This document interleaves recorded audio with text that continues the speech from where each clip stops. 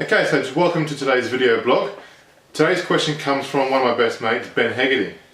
And Ben asked the question of, what's the difference between tap water, bottled water and filtered water? My answer is this, Ben. I've got a couple of notes here on tap water. They say that there's an extra 15,384 tonnes of chemicals added into South Australian tap water just recently over the last year. That's making it now up to in excess of 47,452 tonnes of chemicals added into our water every year.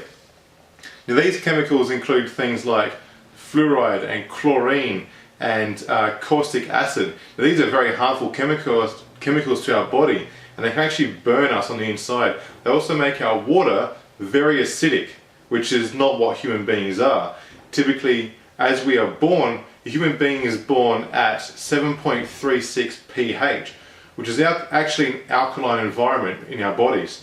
As we grow and as we develop and breathe the air that the earth is emitting for us these days with chemicals and the environment going on around us, our pH level starts to decline, taking us into 7 and below, which becomes more acidic. So with this acidic water going to our acidic bodies, it's going to start to build an environment which grows disease, things like your cancer. So we need to start becoming more alkaline.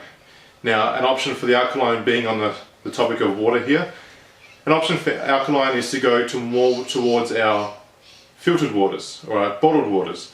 Now when you come to bottled water, that is still slightly acidic in some waters. Some are alkaline and they will advertise that on their bottles.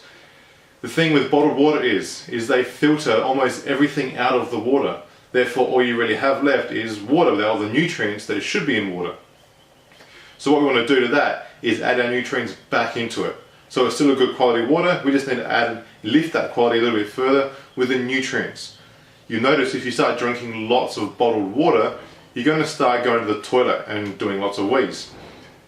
What we're going to do to prevent that is by adding the salt. You're going to add all these amazing things like your electrolytes and sodiums to make sure that the water stays inside of us rather than gets excreted every 20 minutes, which is also a pain in the butt, I can imagine.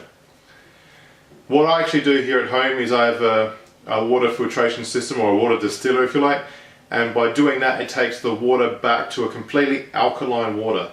It does eliminate everything from the water, but then I use my Celtic sea salt, which then lifts that water back up to a nice high quality alkaline and nourished water, which my body definitely loves. Here's a great tip for you to work out how much water you need per day according to your body weight. Now this goes by weight, not by muscle mass or by body fat, it's pure weight. It's 0.03 times your body weight. So let's make this simple. If you're a 100 kilo person, times by 0.03, you're looking at 3.3 litres per day. Okay, that might sound like a lot to you considering what you might be on. It might be easy, it might be not enough compared to what you're currently on. Now us Australians are going into summer now, so we want to be looking at really hydrating our bodies so we are functioning fully. Just remember that our brains, our muscles, our organs, our tissues, our skin all relies on water. We are in excess of 65% water. If you want to function properly and get the best out of each and every day, make sure you're drinking high quality water as often as you possibly can. Getting to the exact amount you're looking for, if not a little bit above. Thanks very much for listening to today's video blog.